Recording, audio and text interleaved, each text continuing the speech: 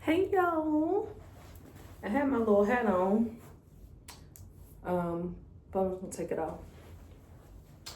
All right, thanks for coming back to Real Life with Real. We on the patio, baby. I got my tea, I got my little light on, I got my puppies out here, so you might see them in the background. I hope the lighting is good, but getting into the video, straight into it. My name is Sherelle. This is Real Life with Real. Here, I just talk about real life, still trying to figure things out, real discussions, real topics, things that just come to me, inspirations. I may do some vlogging. So if you're new here, you're more than welcome to stay, subscribe, hit that notification bell. And if you're returning, thank you so much for coming back. I'm not going to keep you guys long. So I took some notes because I want to stay on topic, okay? So I was driving to a planning group with my employer to represent my office, and we were learning about the race of HIV. I work in the HIV population, so we were looking at the race of HIV, how they're increasing, things to do and research to navigate, to intervene, to keep people suppressed and eventually end the epidemic. And on my way driving, usually I'm always talking to my spouse on the phone, but she was going through some things, feeling some way, so was I. So it was just meant to be. So this is the first thing that I got is go with the flow with your feelings. And I say that because it's easy for us to embrace feeling good, feeling happy, feeling joyous, feeling relaxed. But once we start feeling that discomfort, memories pop up, somebody triggers you, somebody says something that makes you go back to that place or that thought that somebody had you fucked up.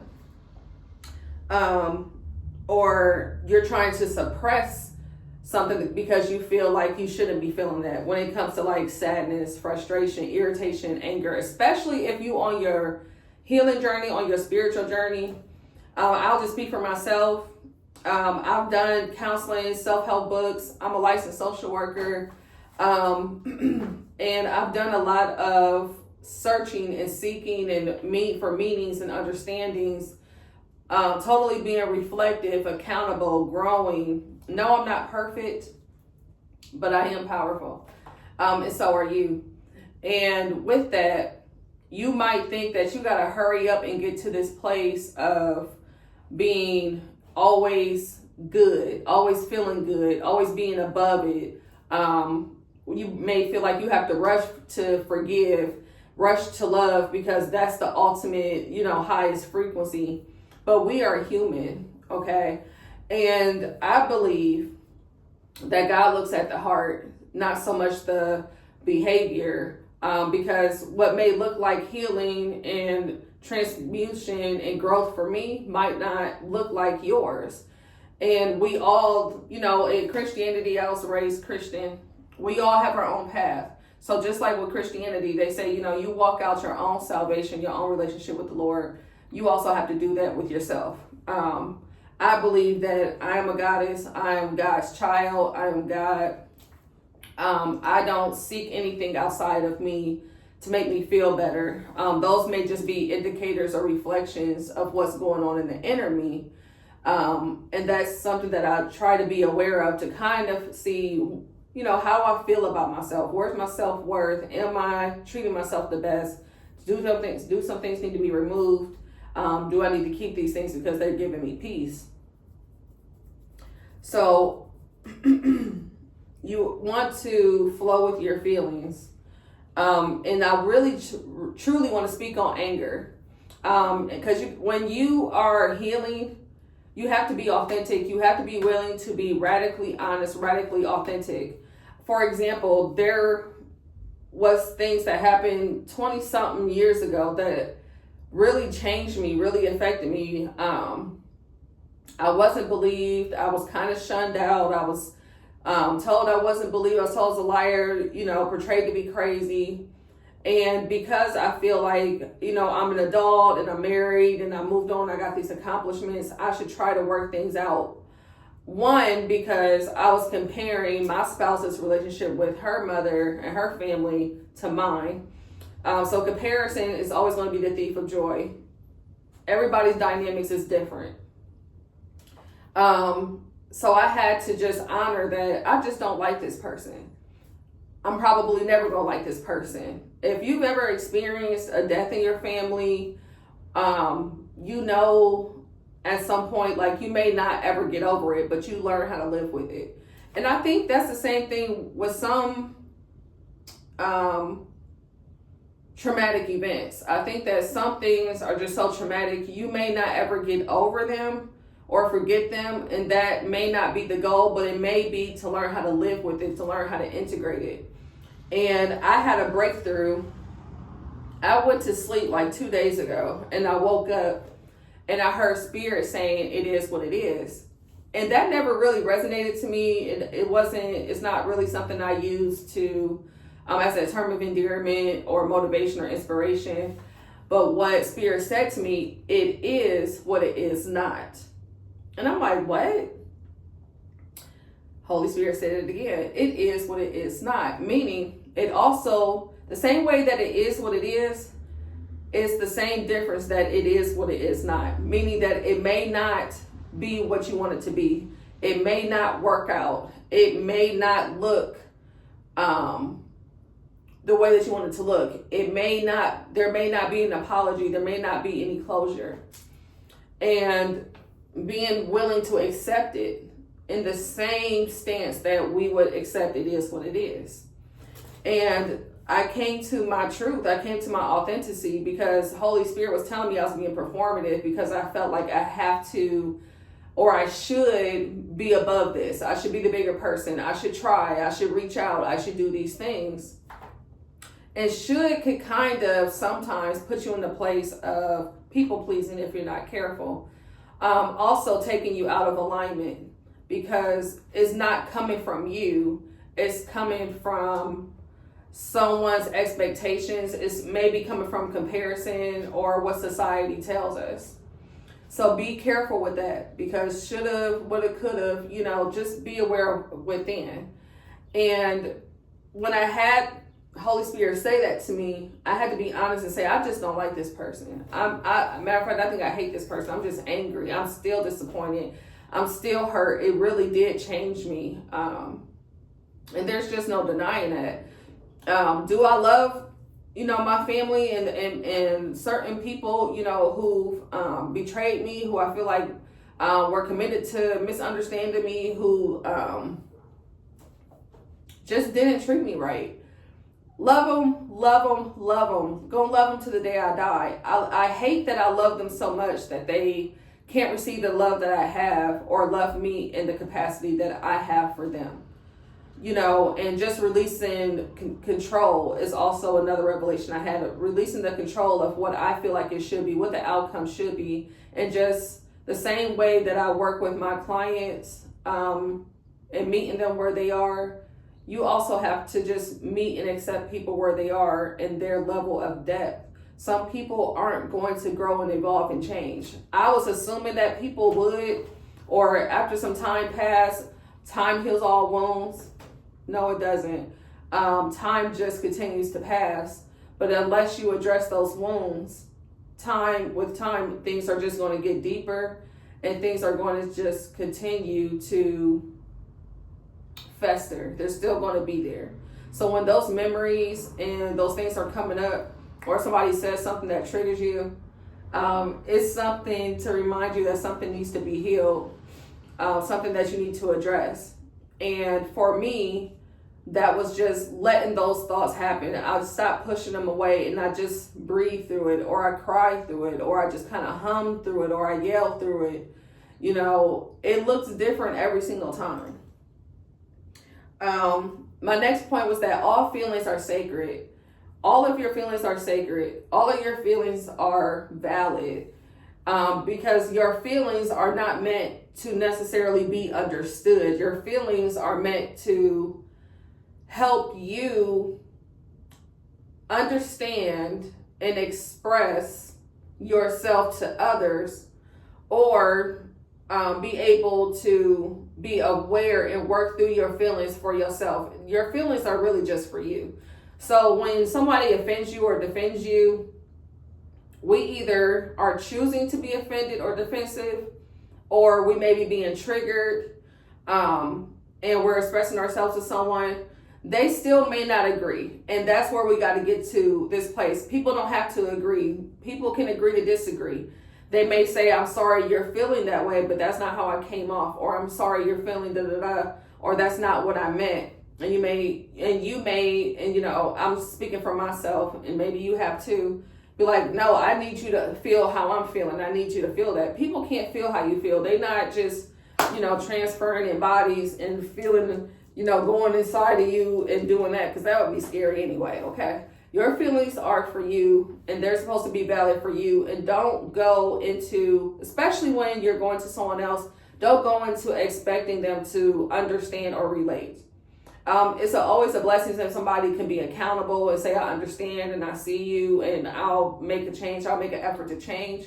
But your feelings are always for you. And anger is okay, especially for women, especially for Black women. We're told to fix your face, don't cry, be strong. Anger is always going to speak up in a way for you, because it's telling you that you've been disrespected or violated in a way, and you're not supposed to suppress that. And a lot of times why they don't want women to be angry, especially Black women, is because change happens and because it doesn't benefit them.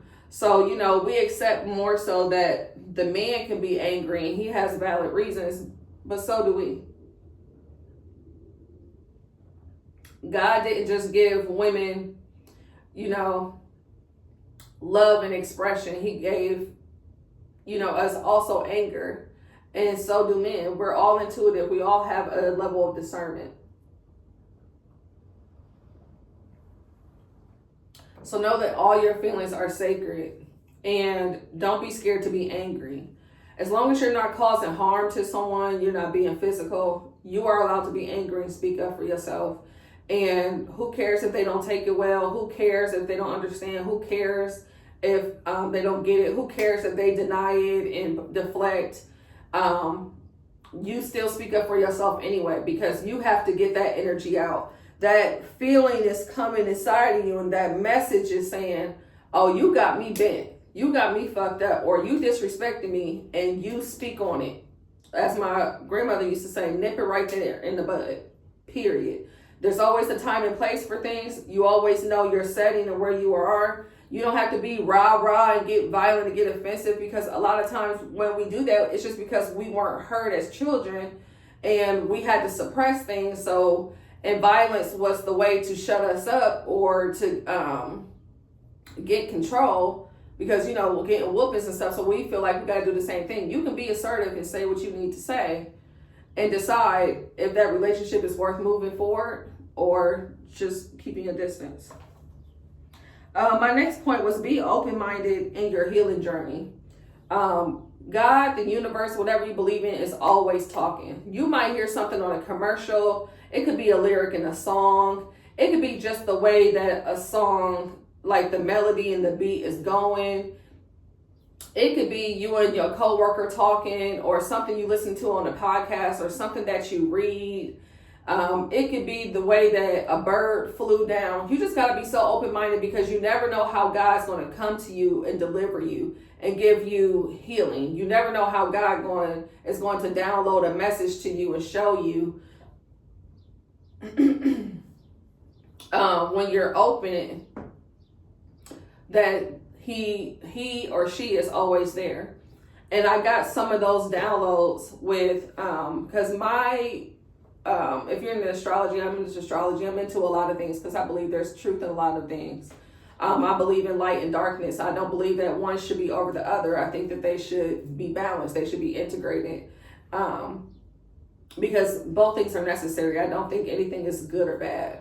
I think we judge that, and we judge ourselves, and that's up to us. Anyway, my North Node is in Pisces, and my South Node is in Virgo. And so in this lifetime, you know, the North Node is like the compass. So it's showing you like what direction you need to go. And your South Node is kind of like what you mastered, what you're pretty good at. But you still integrate both. And I'm learning to go with the flow, that everything doesn't have to be a strict routine. I don't have to eat, sleep, drink, exercise for an hour, keep it strict. I may just do like today, for example. I couldn't go to sleep. I woke up like close to 4 a.m. I was all tight in my shoulders and my back. I did some yoga. And then I got on the treadmill and I made some tea and I got dressed because I have to go to work.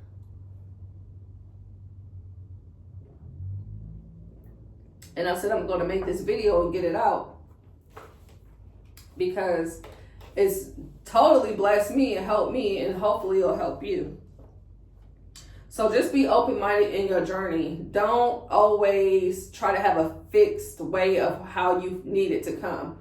And a good example of that is like, I always wanted my answers to come from like a prophetess or a psychic or a tarot. But your answer could just come from the person you talk to every day and them telling you, girl, you just need to stop doing that. You can listen or you don't listen, but God speaks through any and everything. And whatever you're seeking is seeking you, and you do get your information. A lot of times you just don't like the message or the way that it came. But if you're open-minded, you may get a whole new release and perspective that's so fresh and that's going to anoint your life and bless your life in such a way in abundance and prosperity that will just blow your mind. So be open-minded. My next point is be radically honest and authentic. With me, I always felt like I could tell my story. I can tell my past. I don't carry any shame or anything with that. I work through that. But with certain things, I wasn't being radically authentic and honest. Spirit told me that I was performing. Performing meaning, oh, well, this is how this relationship should look. This is how the outcome should be, because this is what they tell us. Like in the movies, oh, your mom is supposed to be a loving mom and nurture you, and you're supposed to be close, and your dad is supposed to protect you. And a lot of times that's not true for us. And a lot of times we look for that, and a lot of times we carry that cross and that guilt and shame, and we as the children try to fix it. And it takes two people to want to work on it. And reconciliation takes accountability. It takes growth. It takes effort. But you can forgive and still love that person. Like I love the people who I chose to distance myself from, with so much, God knows I'm lying, with so much depth that they don't even understand. If something was to happen, I would be there and take care of them, not because I feel like I should, but because that's just where my love goes. But my story, what it looked like for me was that I had to just let these people go because they just couldn't rise up to the occasion to where I felt like our relationship should be, what I required, what I needed. And I couldn't meet them at their level of sweeping it under the rug, moving on, acting like it didn't happen. I'm just too authentic for that. I'm too real for that.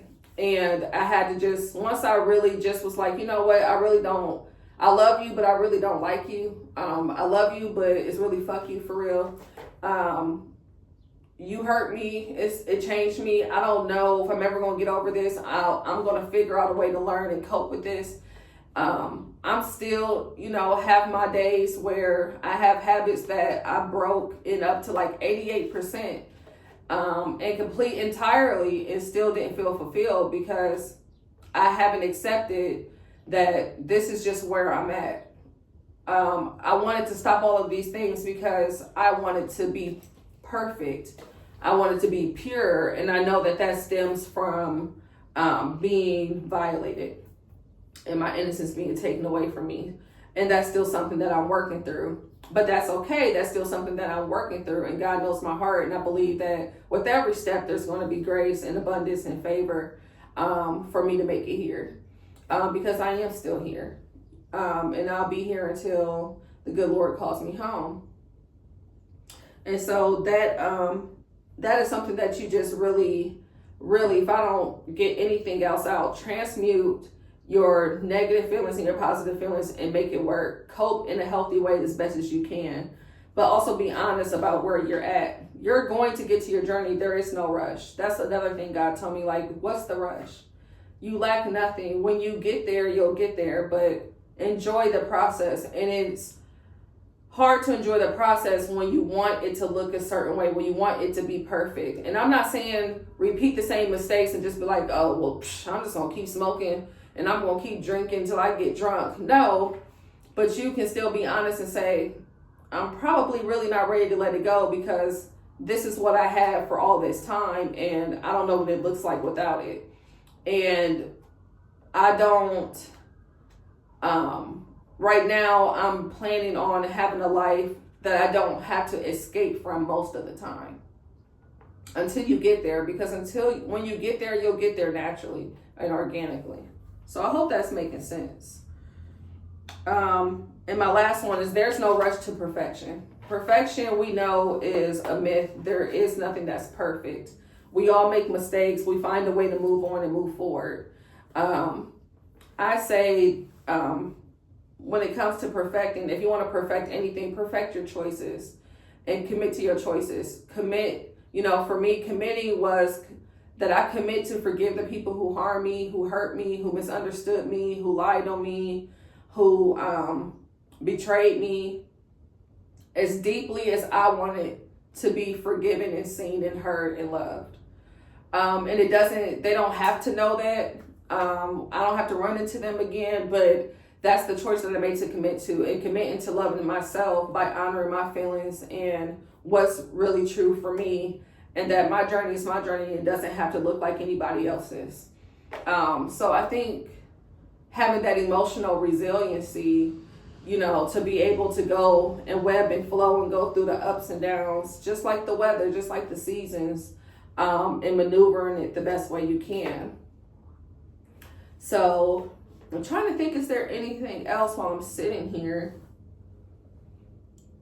Do you guys have any thoughts or feelings about that? Does it make sense?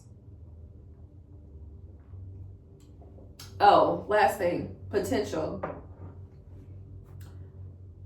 Don't get caught up in a loop, in a pattern of going back to your ex, going back to your toxic family, going back to your co-workers, going back to that business partner, or going back to something that you had to walk away from because of potential. And potential really is just a fantasy that you created, that looks like it can work out, that gives you hope and motivation because it's something you would do. And so that's what makes it the lie. Potential is not only always just trying to come after or go after, like, an ex relationships. You have to look at all your relationships. How does your relationship look with your coworkers, with your family, your friends, people you hang with every day? How do you get feedback from the outside when you're just out and about? That's a good indicator to show you how you feel about yourself. It's important to be around people who are doing just as good as you or better. So that's all I have to say, because I have to get ready to go to work and I have a few more things to do. But I hope this blessed you, and I will see you guys later on the patio. Thanks for coming back again with Real Life with Real. Love you guys. Bye.